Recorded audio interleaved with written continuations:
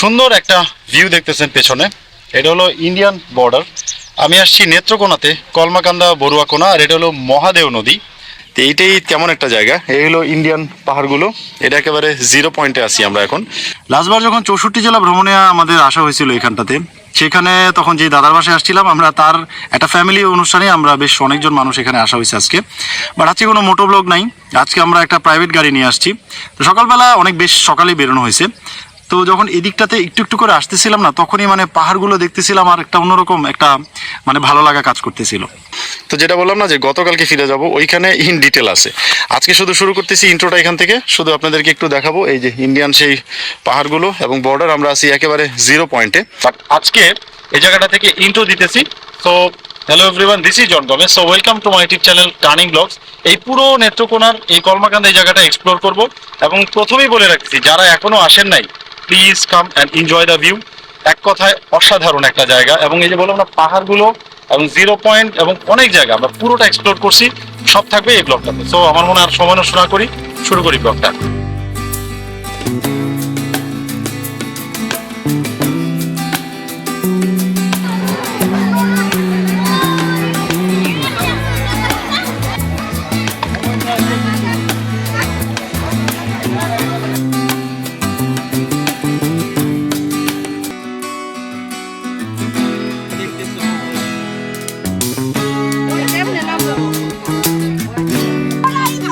তো এরপর যখন আমরা এখানটায় আসলাম, প্রায় একটু গুগল ম্যাপ সবসময় একটু এলোমেলো করে দেয়।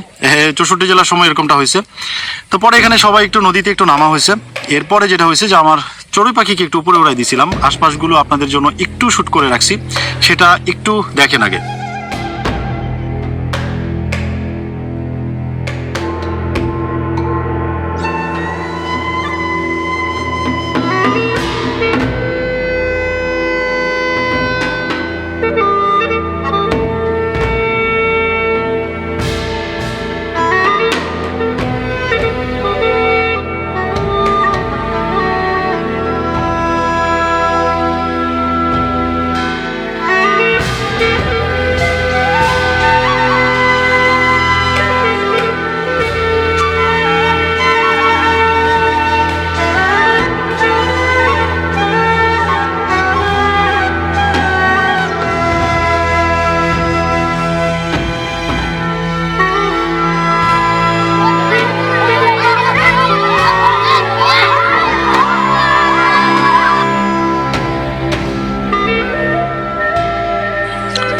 তো তারপরে যেটা হলো যে সেখান থেকে আমরা পরে চলে গেলাম খাবার টেবিলে। প্রচুর খাবার, এত এত আইটেম, অনেক ভরপেট খাবার খাইছি, কারণ অনেক জার্নি হয়েছে, প্রচণ্ড খিদা লেগে গেছিলো আমাদের।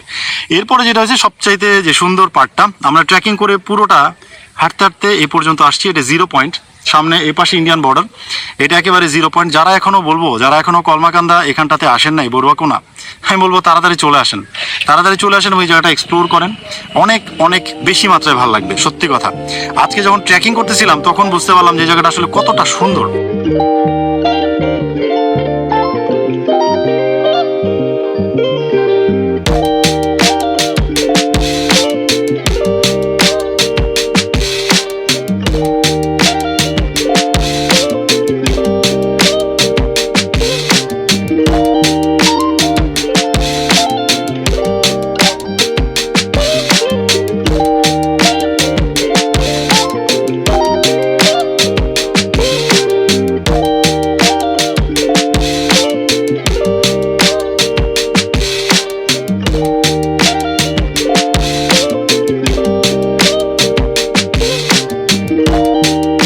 আমরা কিন্তু নদীর মাঝখানে আছি, এই যেটা কিন্তু নদী, বাট এটা কিন্তু একেবারেই শুকনা, মনে হচ্ছে কোনো মরুভূমির মধ্যে আমরা আছি। আমরা একটা গ্রুপ এদিক দিয়ে আগাইতেছি, আর একটা গ্রুপ ওই যে নদী পার হয়ে তারপর ওদিক থেকে ঘুরে আসতেছে। প্রত্যেকটা জায়গায় না যতই হাঁটতেছি আসলে খারাপ লাগতেছে না, একটু কষ্ট হইতেছে, বাট এক কথায় দারুণ। এদিক দিয়ে পানি বেশ কম, এই যে আমি অলরেডি এই যে নামছি পানিতে। হ্যাঁ, এদিকে পানি কমও আছে, বেশিও আছে, তাহলে আপনারা এদিক থেকে নামতে পারেন। আমরা নামছি পানিতে, বেশি একটা পানি না, অল্পই পানি, হাঁটু পানি।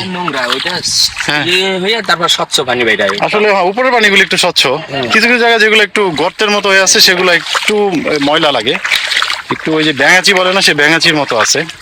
আর তেমন কিছু না, তবে খালি পায়ে হাঁটলে না পায়ে একটু লাগে, ধার ধার লাগে, মানে পাথরের এগুলা পায়ে একটু লাগে।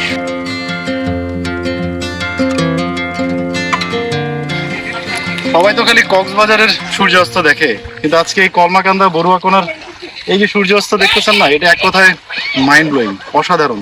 সত্যি কথা, এরকম একটা সুন্দর, মানে কি বলবো, সুন্দর একটা পরিবেশ আজকে যে আমরা পাবো সেটা আশা করা যায় নাই। সত্যি কথা, এক কথায় দারুণ, যেটা ভাষায় প্রকাশ করার মতো না।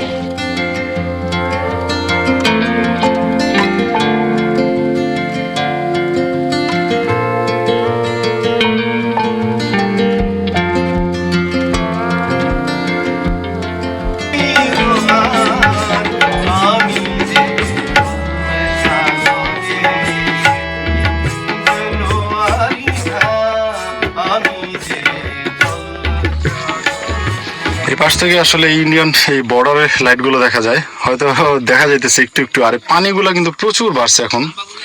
এখানে সারাদিনে কিন্তু পানি একেবারে ছিল না, বাট এখন কিন্তু বেশ অনেকটা পানি আসছে। আমি একটু জুম করে দেখাই, এই দেখেন, এই দেখছেন বর্ডারের লাইট গুলা পুরা স্পষ্ট বোঝা যাইতেছে এখন পুরাটা।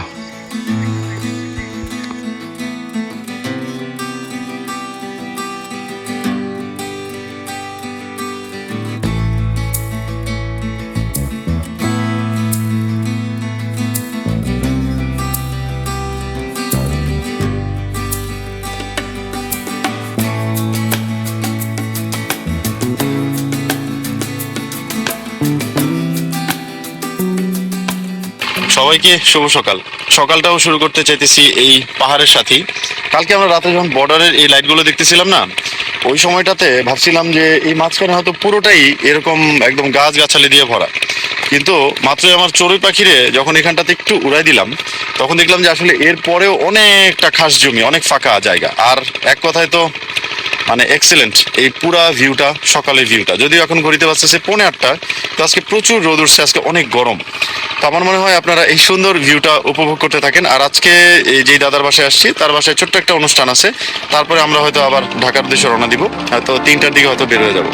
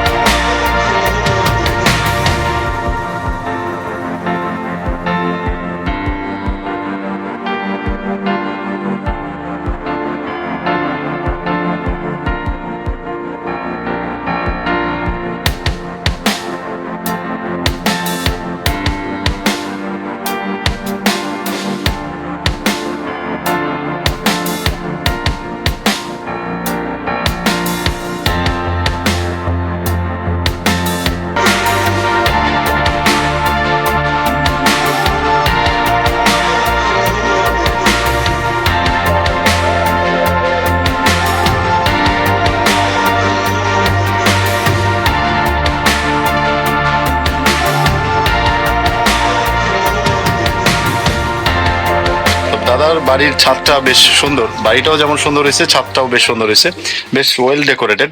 এর আগে যখন আমরা আসছিলাম তখন এটা আন্ডার কনস্ট্রাকশনে ছিল। তো আজকে বাড়ির ওপেনিং এর একটা প্রার্থনা সভা আছে, এর নিচে এই যে আয়োজন করতেছে, এখানটাতে অনুষ্ঠানটা হবে। আর ওই পাশে রান্না বান্না চলতেছে, যেটা তো আপনাদেরকে অলরেডি দেখাইলাম। আর এই দিকটাতে একটু দেখাই, সুন্দর আসলেই পুরা জায়গাটা, বাড়িটা অনেক সুন্দর। যেখান থেকে একটা ব্যালকনির মতো মানে বসার ব্যবস্থা আছে এই যে পাশে। মানে এরকম একটা পরিবেশে এরকম একটা সুন্দর একটা বাড়ি, বলতে গেলে এটা একেবারে রিসোর্টের মতো হয়ে গেছে।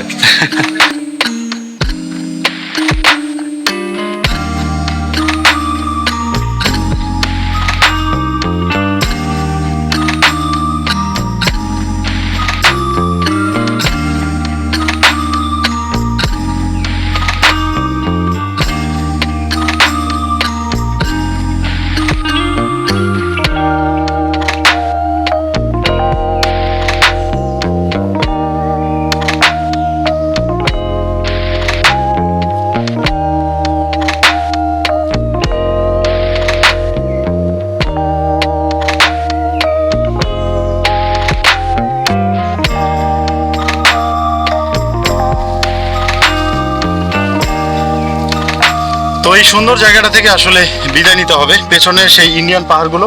ভাবলাম এই সুন্দর জায়গাটা থেকে আপনাদের সাথে কথা বলি আর বিদায়টা নিই। এটা হেঁটেই পার হওয়া যায় এখন, বাট এটা যখন প্রচুর পানি থাকে এটা আরও সুন্দর থাকে। বাট এমন সুন্দর একটা জায়গা, এত সুন্দর একটা ভিউ, মানে একেবারে কি বলবো, ডিপ অফ মাই হার্ট, অনেক বেশি মাত্রায় ভালো লাগছে। এর জন্য এই জায়গাটা পুরোটা এক্সপ্লোর করলাম, যতটুকু পারলাম আপনাদেরকে দেখাইলাম। আর আমরা যেটা হয়েছে যে 0 পয়েন্টে ইন্ডিয়ান বিভিন্ন প্রোডাক্ট বিক্রি করে, চকলেট টকলেট অনেক কিছু থাকে, এগুলো কিনতে পারেন। চাইলে এখানে বাজারেও আছে, আমরা বাজারেও গেছিলাম, সেখান থেকে টুকটাক কিছু কেনাকাটা করছি, চাইলে আপনারাও সেটা করতে পারেন। তো আর মনে হয় আর বেশি একটা দেরি না করি, আর আমরা এখানে খাবার দাবারের ব্যবস্থা হইতেছে। এখন ঘড়িতে বাজতেছে কয়টা, প্রায় 1:50। আমরা হয়তো রওনা দিব 4টা বা 5টার পরে। তো ভাবলাম যে এখান থেকে বিদায়টা নিয়ে যাই, যেহেতু বিদায়বেলা একেবারে শেষ সময়, শেষে আর হয়তো কথা বলতে পারবো না আপনাদের সাথে ফর্মালি। তো এখানে শেষ করে দিচ্ছি। আর আপনাদের কাছে অনুরোধ থাকবে, আমার 64 জেলা ভ্রমণের ভিডিওর লিঙ্কটা আমি ডিসক্রিপশন বক্সে দিয়ে দিতেছি, অবশ্যই দেখবেন, আশা করি আপনাদের ভালো লাগবে। তো ঠিক আছে, সবাই বি সেফ, বি হেলদি, ভালো থাকেন। দেখা হবে নতুন কোনো জায়গায়, নতুন কোনো ডেস্টিনেশনে। তো সবাই